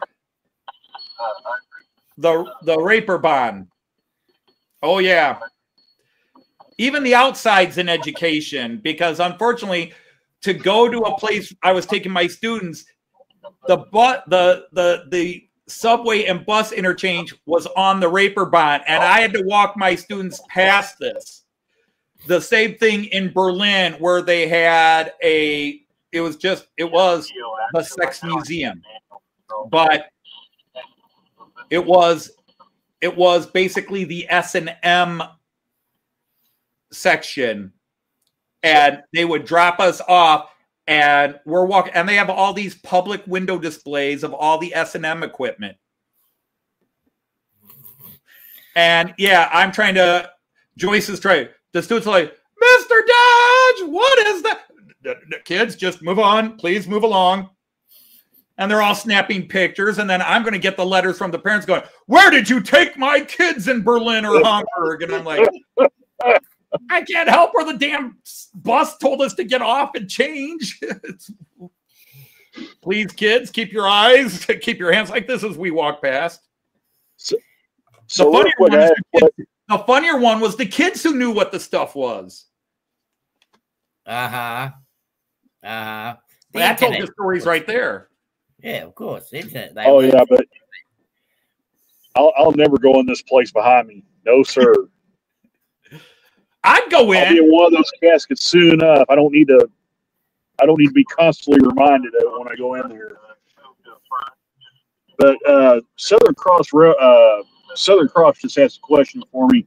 He asked me if they still used 40-foot well cards, and yes, they do. Most of the Q trains, the quality intermodals that they run, and even some of the Z trains, they have 40-foot well cars in 5-packs, which are 5-unit cars, but they call them 5-packers here. But they're 40-foot decks, so they use a lot of them. When you see that Southern Cross has a question, they do use a lot of those 40-foot. You understand? You must answer right away. And Charleston, Daddy's asking.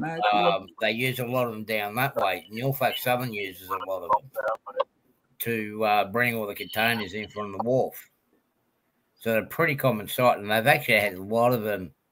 A lot of the old 48 footers reconverted to 40 foot. I see. I know it's late, but shit, man. No, I'm not having a shit yet, Andy. Sorry. But I can just imagine Anthony like, yeah, we're not going in there because we won't get out of those erotic museums over in Hamburg.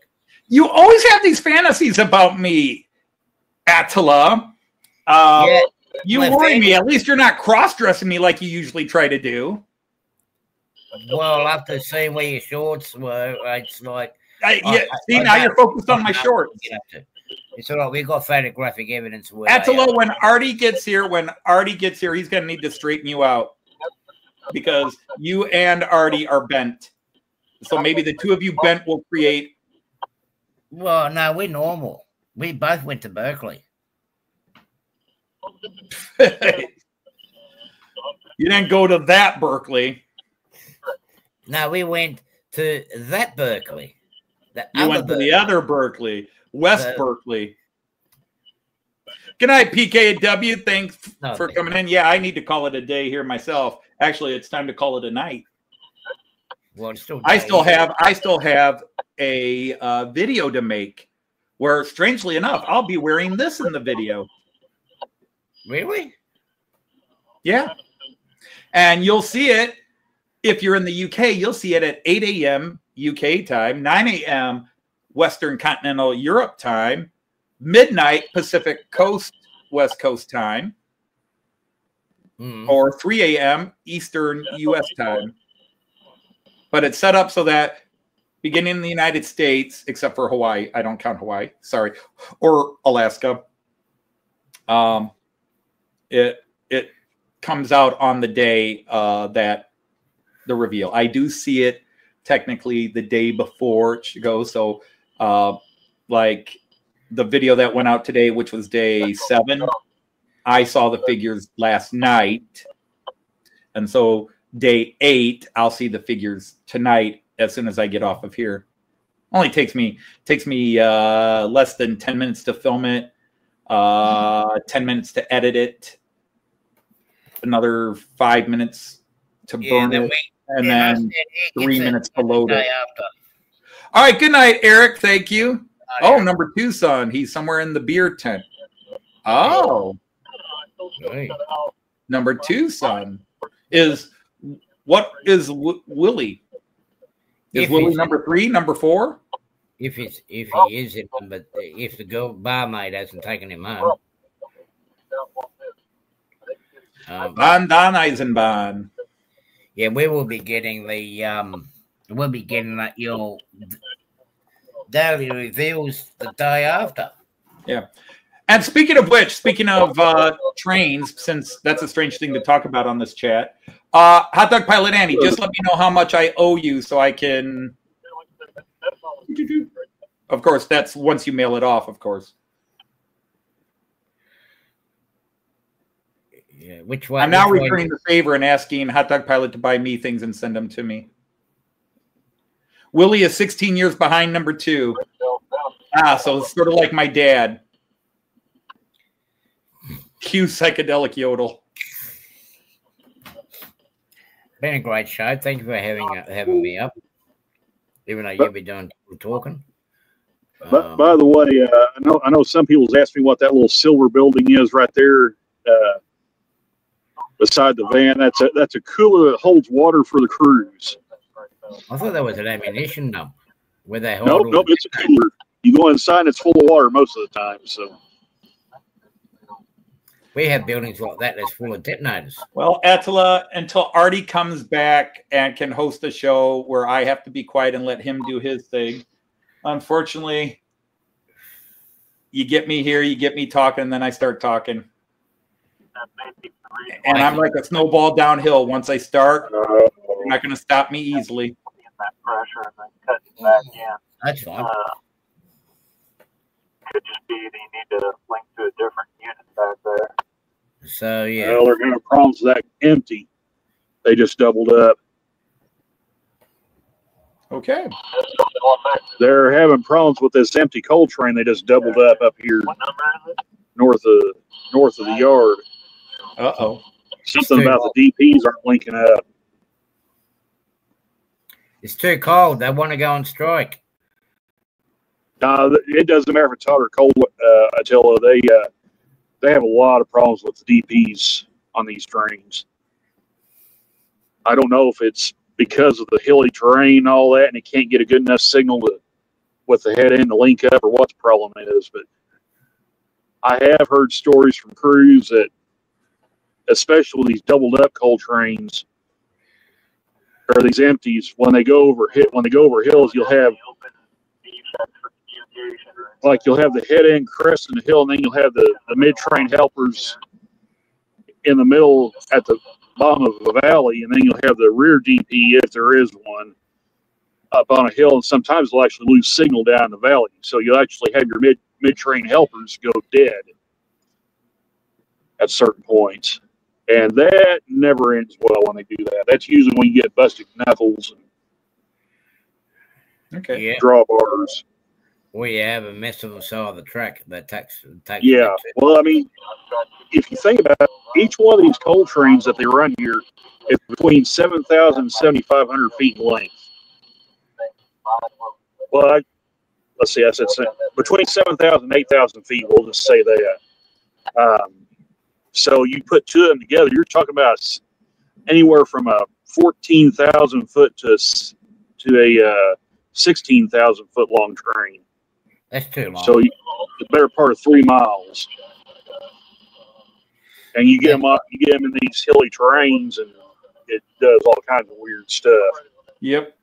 They're trying to copy the Australian trains out of Pilbara, but they've had a lot of problems with them over there. They had 2 nasty dramas, and they're looking into it now. Why?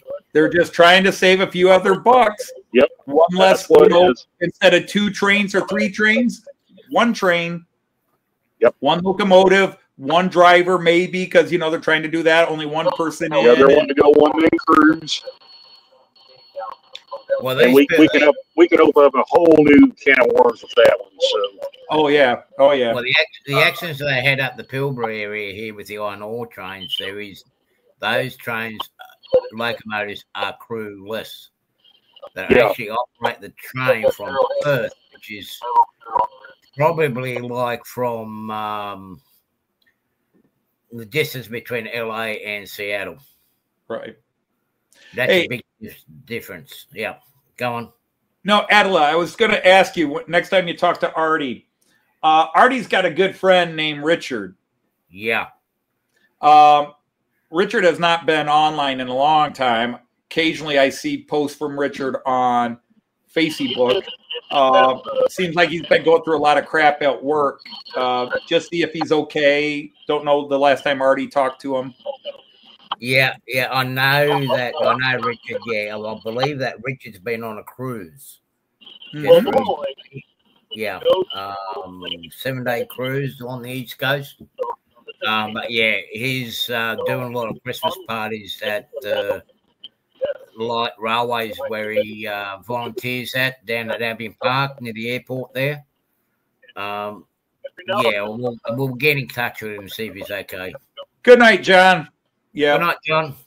All right. Speaking of good night, it's probably a good time to call an end to this. Once again, even though it's not technically my show, I just want to call out my daughter's redesigned logo with it now on the shield. I am so thrilled with her work. Love it. That's really cool. Too bad she didn't have it done before I could get stickers made for when we went to Getz. I think that's cool. I'm going to get a bunch of new stickers with that on it. I think that's cool. All right. So anyhow, on behalf of me, myself, I'd like to thank you on behalf of the band, myself, and I hope we pass the audition. We'll see how many people get that reference. But anyhow, I want to thank Randall for popping up and being here and emergency. And I'd like to thank Attila for hanging out with us. I'd like to thank him, but I'm not going to. It's right. I know you're coming back down this way, so we're going to meet up next time. Well, I might run into Arty. I don't know if I'll run into you. If I run into you, we'll see how that turns out. Well, you just might become a little shark biscuit yourself. Yeah.